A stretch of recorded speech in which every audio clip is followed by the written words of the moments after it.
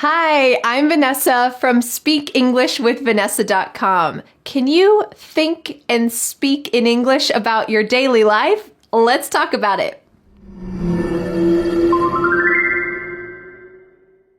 If you watch English movies and TV shows, you've probably heard people ask the question, "Hey, how was your vacation?" But have you ever asked this question to yourself? Well, if not, that changes today. In this lesson, you will learn 19 common daily life expressions that you can use to talk about your vacation. I'll be telling you about my summer vacation and I'll use these expressions, so I hope you'll be able to use them too. Well, like always, I have created the free PDF worksheet for today's lesson with all of these new words, sample sentences, definitions, and you can answer Vanessa's challenge question at the bottom of the worksheet. You can download this free PDF with the link in the description. All right, let's get started by talking about my summer vacation, and I hope it will apply to you as well. My family went on a 4-hour road trip to West Virginia to meet up with Dan's side of the family. Unfortunately, Dan's brother got bronchitis, so he couldn't come. A road trip is when you drive a long distance, and usually the journey is also important. These are common trips in the US, maybe because the US is so big. Let's take a look at another sample sentence. Some of my favorite memories from childhood vacations are taking road trips across the country. You also heard me use the phrase to meet up with. This is used when you are getting together with someone who you already know. Let's take a look at this sentence. We made plans to meet up with our friends while we were traveling in Spain. All right, let's continue with my summer vacation story. We rented a cabin in the woods that also had a hot tub or jacuzzi that my kids loved. The word rent is commonly used for vacations. You might rent an Airbnb. You might rent a car. Or maybe you could say we rented an RV so that we could take a road trip around the US. All right, let's continue. We went hiking and rock climbing, we made a bonfire, and we ate amazing food, including a 5-course wine tasting that Dan's parents put on. That was amazing. On our vacation, we did 3 common activities that we do outdoors on vacation. We went hiking, we went rock climbing, and we had a bonfire. I'm curious if having a bonfire is common in your country. I know sometimes this is really common, but sometimes it's almost unbelievable, especially if you live in a big city. But personally, I love having a bonfire, especially because I like to eat marshmallows. All right, let's continue with my story. Because it was the summertime and we were in the woods, we made sure that everyone wore bug spray and sunblock because nothing can ruin a vacation faster than lots of bug bites and getting a sunburn. I don't know if this is true in your country, but where I live, there are a lot of mosquitoes, so we have to wear bug spray often. And what happens if you don't wear bug spray? You get a bug bite.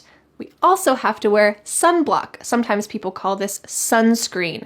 What happens if you don't wear sunscreen? Well, you get a sunburn. Not good. Let's go on with my story. Well, we were having so much fun in West Virginia that we decided to extend our vacation and drive 4 hours further north to Dan's sister's house for 5 more days. And thankfully, our generous neighbor said that she could watch our cats, our chickens, and our house for a little bit longer.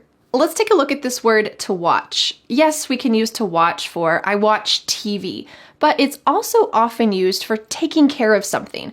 I watched 2 kids over the summer. Okay, that means you were a babysitter or a nanny over the summer. You took care of those 2 kids. So we could also say, could you watch my house while I'm gone next week? That means could you take care of my house while I'm gone next week? All right, let's continue. In Pittsburgh, we hung out a lot together, we went to the zoo, and you know what? I got stuck in the elevator at the zoo for 20 minutes. It was a little bit scary. This is a lovely phrasal verb that you can use at any time in your life. To hang out with someone is simply to spend casual time together. Hey, you want to hang out? Oh, it was great hanging out last week. Great phrasal verb to use. What about this one? To get stuck. This could be used physically. I got stuck in the elevator. He got stuck in traffic. But we can also use this mentally. If you're speaking in English and you just can't remember the words that you're trying to say, you might say, "Oh, I just got stuck and I can't remember the next word." You're not physically stuck, but your brain will not go to the correct word. So I hope this lesson will help you to find more words in your vocabulary so you can speak exactly the way that you would like. All right, let's continue my story. During our trip, my sister-in-law found out the gender of her third baby. It was quite a surprise, and it was so fun to celebrate with her. This is another phrasal verb. To find out something means that you are learning a new piece of information. Let's take a look at this sample sentence. I found out about the surprise party because I heard them talking on the phone. Oops. All right, let's continue with my story. During the week, we rented a private karaoke room for Dan's sister's birthday, and there were about 20 people there. Dan and his friend sang an improvised happy birthday song, and it was hilarious and quite a crowd pleaser. This word, a crowd pleaser, means that everyone loves it. You might say this: I went to the circus and I saw a woman shoot flaming arrows from her bow with her feet. It was a crowd pleaser. It was incredible. All right, let's keep going. Then we went to our friend's wedding, which was actually at her mom's house, and it was perfect. This was my kids' first wedding, and I think it was the best wedding they could have gone to. The ceremony was blessedly short. They had homemade pizza made for each person, and they had a blast dancing. This is a lovely expression, to have a blast, and it just means that you're having so much fun. You might say, we went to the beach last week and you wouldn't believe it. We had a blast just staying in our beach house, laughing and playing games. We only went to the beach 2 days. I hope that you have a blast on your vacation. All right, let's keep going. Something amazing happened at that wedding. Our friend, the bride, hired a silhouette artist to cut a silhouette for each of the guests. It was an amazing souvenir. I'll show it to you here. This is really something that I'll treasure forever. Can you believe she hand cut that by just looking at us in about 10 seconds? Incredible. This word, a silhouette, is a fun one. It usually means the outline of something. So you might say, before I got glasses, I could only see the silhouette of the trees. And then when I got glasses, I could see the leaves. Amazing. Have you ever been traveling and gotten a souvenir? For my son, you know what he loves to get as a souvenir? A rock. Wherever we go, it might be a rock from a parking lot, it might be a rock from a creek. His favorite souvenirs are rocks. All right, let's keep going. In both West Virginia and Pittsburgh, we had so much fun bonding and just spending quality time together.